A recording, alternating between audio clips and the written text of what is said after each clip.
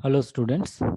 Today I am going to start the first module of your syllabus, that is the biology uh, and macromolecules. In this chapter, in this module, I am going to cover the different macromolecules with their classification and function in the biological system. Then I will cover the carbon chemistry, which is a very much essential element for the biological system. Now let's start. Basically, biology is a natural science that studies life and living organisms, including their physical structure, chemical processes, molecular interaction, physiological mechanism, development, and evolution.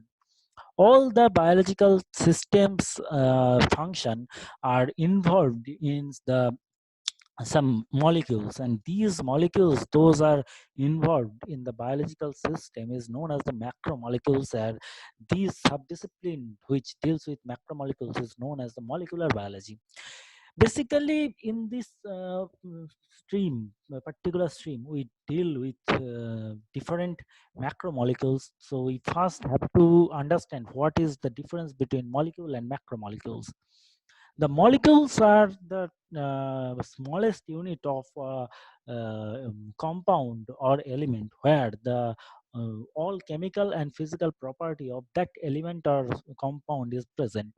And when these molecules are linked together with some linkage, covalent electrostatic bond, etc., these are all of the linkages.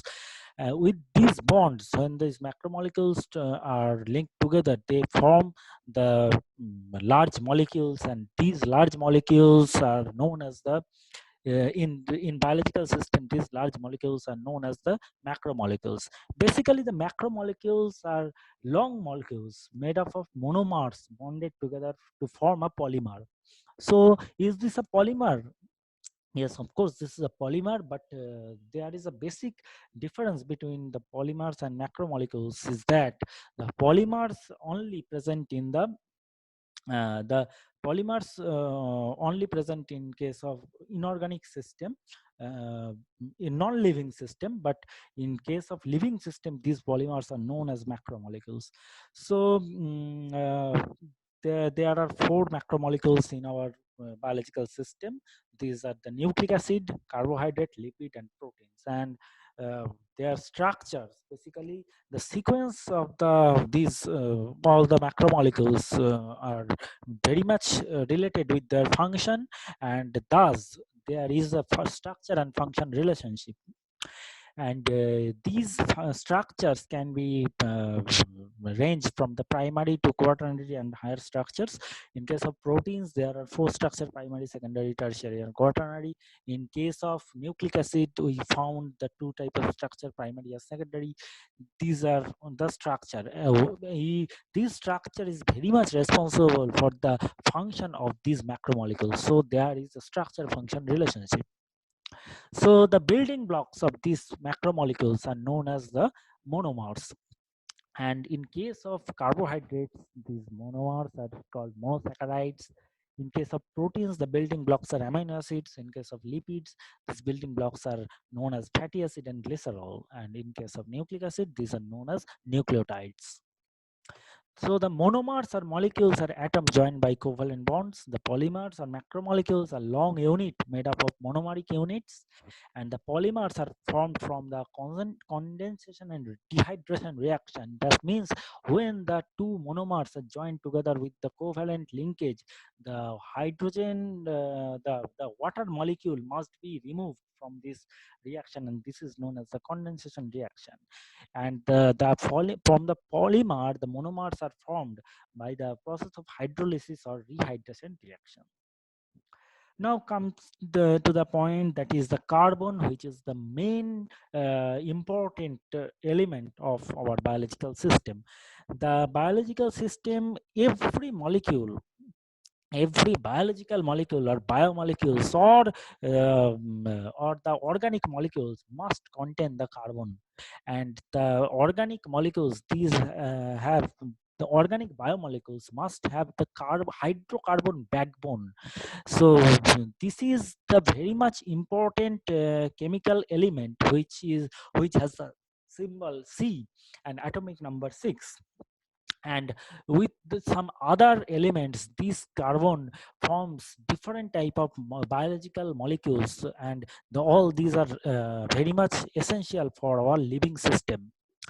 Actually, in our living system, we need the biological organism needs eight elements. Those are very much essential, and these are called as macromolecules. And there are 12 elements. Those are required in a less quantity, are called the micromolecules, microelements. And among them, carbon is the main important macro element, which is very much essential for construction of different organic compounds. So carbon is the element of life. It is the unique atomic structure that allows it to covalently bond with up to 4 other atoms. And when the one carbon is bind with 4 other atoms, this carbon is called the saturated carbon. And it is the simplest element on the periodic table that also have 4 valence electrons. And when the single carbon is joined together with 4 different elements, this is the saturated elements. And this particular structure is known as the tetrahedral structure, where the 4 valences are projected in the different direction. And this is known as the saturated. When these saturation is done by the hydrogen, the 4 hydrogen are joined with the covalent linkage with 1 carbon atom, then the simplest hydrocarbon, that is methane, can be produced. And this linkage is very much essential for the construction of different biopolymers or macromolecules. There appears to be almost no limit to number of different structures that carbon can form, and thus that there are very much diversified form of carbon we can observe in our natural system. To add the complexity of organic chemistry, neighboring carbon atoms can form double and triple bonds in addition to single carbon-carbon bonds. And these double and single bond, presence of these bonds can be achieved to can be called known as the unsaturated carbons, and these are very much essential to form some important biological macromolecules. The saturated hydrocarbons are those that have maximum number of hydrogen atoms as possible, and each carbon is bonded to 4 different atoms, and there are no double bonds in the saturated hydrocarbons. These hydrocarbons are, when they are saturated, they are either semi-solid or solid in nature in the normal temperature. But when the unsaturated hydrocarbons we consider, then they form holds less number of hydrogen atoms, and also they possess some double bonds, double and triple bonds in the unsaturated hydrocarbons. Suppose these fats and oils are unsaturated hydrocarbons, where the linkage is, in case of oil, they possess one or more unsaturation, like triple and double bonds. So the oil is basically liquid in the normal temperature, where the fat, which doesn't contain any double bond or triple bond, they are saturated hydrocarbons, and these can be found in the solid form in the normal temperature. Now comes to the point, that is proteins are very much important part, because all proteins are the functional unit of life. When the biological organism without protein, they cannot be function, they cannot function at all. And the building block of protein is known as the amino acid. And this is the amino acid structure, where we can find the amino group and the carboxyl group in the same molecule. And this type of structure is called the amphiphilic molecule, where the positive and negative charge, both the charge simultaneously present in the same molecule. And this when these two charges are considering, the +1 and -1 ultimately nullify each other, and this charge, total charge, is 0, but there are 2 ions are present. This is known as the zwitterionic configuration of the amino acid structure. The protein consists of carbon, hydrogen, oxygen, and nitrogen. Sometimes there we found there are sulfur and phosphorus, and these polymers are known as polypeptides, are joined by the peptide bond, which can be formed between the one carboxyl group and another amino group of the next adjacent amino acid. So this is the peptide bond is shown here, which is CONH bond, and when the bond is formed, one water molecule is removed, and this is the basically a condensation and or dehydration reaction. And when these amino acids are joined together, one or more polypeptide chain can be formed, and these are the backbone which will make up the protein. So the protein structure is described in the four categories. Those are primary, secondary, quaternary, tertiary, and quaternary structure. I am showing this picture. This is the primary structure. Basically, this is the single chain of amino acids, and when these amino acid chain are coiled with the help of some hydrogen bond formation, this is known as the secondary structure. There are 2 types of secondary structure in case of protein. Those are known as alpha helix and beta sheets. And when the particular folding of this secondary structure achieved, the protein can gain its tertiary structure, which is functional. But when more than 2 tertiary structures are joined together with the help of hydrogen bond formation, the quaternary structure will be achieved. And this is this is true for the large size of proteins such as hemoglobin. I am giving the example here. This is the normal hemoglobin chain, which have the secondary structure beta subunit and alpha subunit, and these alpha subunit and beta subunits are joined together to form the tertiary and quaternary structure of the normal hemoglobin. And I previously told that there is a structure and function relationship. That is, the function of hemoglobin is to carry the oxygen. Without gaining this type of structure, the hemoglobin cannot carry the oxygen. In case of sickle cell anemia, this hemoglobin is disformed, and thus this sickle cell anemic person cannot their hemoglobin cannot carry the oxygen, and thus these are suffering from the hypoxia. So the general functions of proteins are the transport of substances. In case of hemoglobin, they transport oxygen. It can be acting as the enzymes, which are catalyzing elements. This can be used for the defense function like antibodies. Some hormones are proteins, and they control many biochemical events, such as insulin is responsible for the diabetic mellitus disease. It controls the diabetes mellitus. And the muscular contraction can be controlled by proteins. These muscle proteins are there, which can be used as the building block of muscle.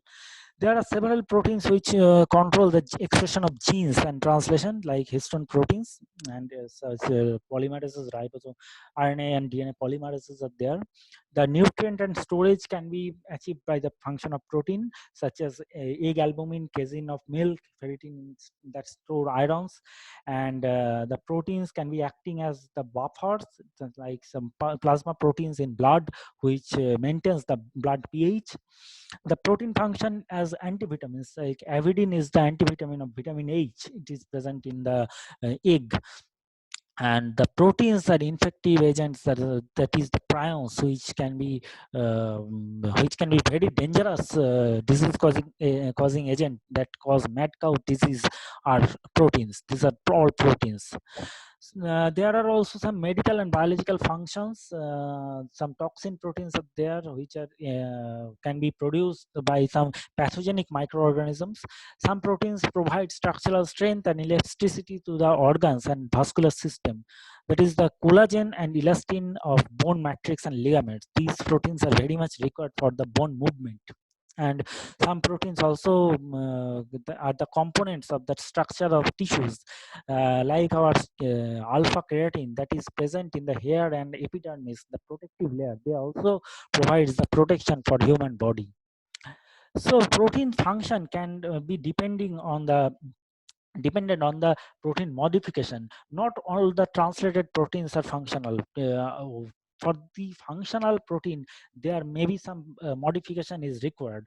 These modifications are they are cross-linking between protein and protein, and there may be some polymer ligation of the on the protein of interest, maybe some glycosylation and phosphorylation maybe happen to modify the proteins of and these proteins are now functional proteins. So basically these modification very much required for a particular function of a particular protein.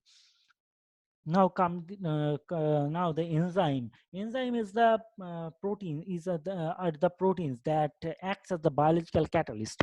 The catalyst accelerate chemical reaction after the reaction the enzyme are remain unchanged. Basically the enzyme break the bonds between substrate, the polymers, with the activity of enzyme they are becoming monomers.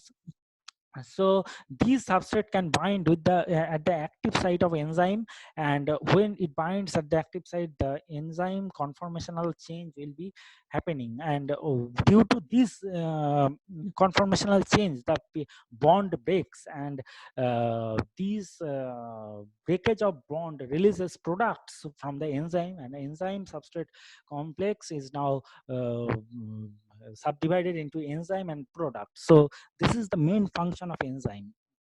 The enzymes have several properties. Basically, a particular enzyme can have the maximum activity at certain pH and certain temperature. These points of pH and thermal temperature where the enzyme function is highest is uh, known as the optimum pH and optimum temperature. The enzyme is a catalytic unit that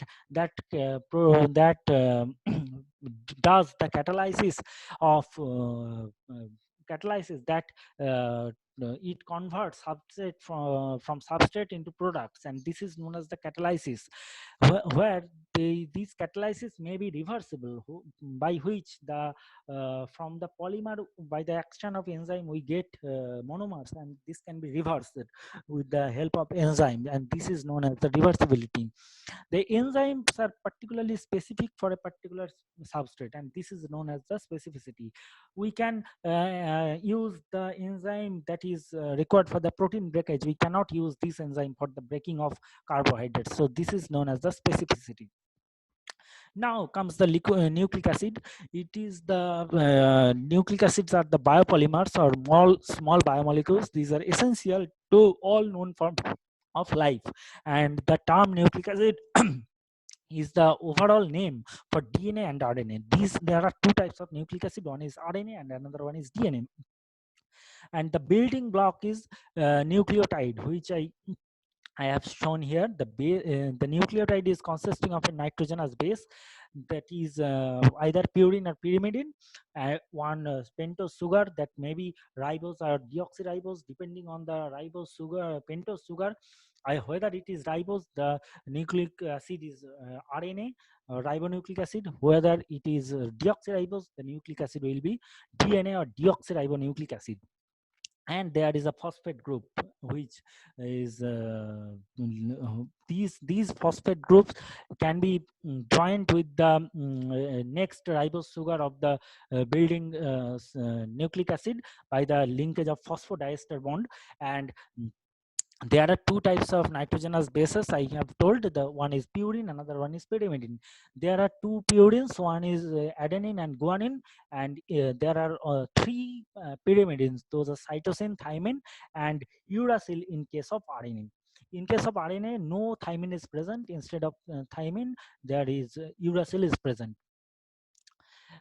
These this is suppose this is a nucleotide chain where the nucleotides are joined by the linkage known as phosphodiester linkage, and these phosphodiester linkage is consisting of phosphate and deoxyribose backbone, deoxyribose sugar backbone, and these linked backbone, maybe in case of DNA, they two backbones are joined together by the formation of hydrogen bonds in between uh, adenine and thymine and cytosine and guanine.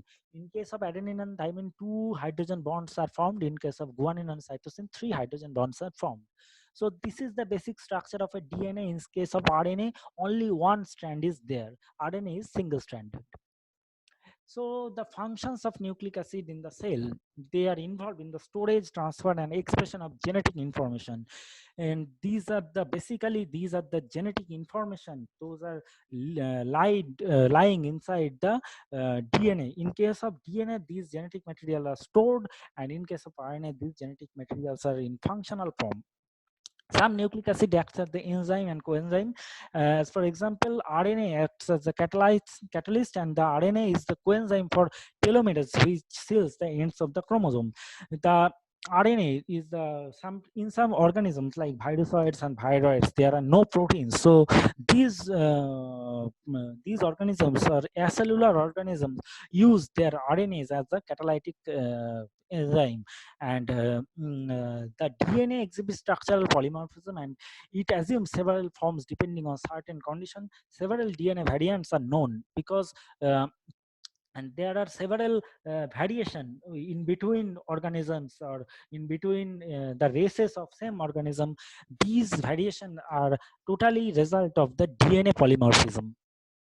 So DNA carries genetic information in a store form. I already told that.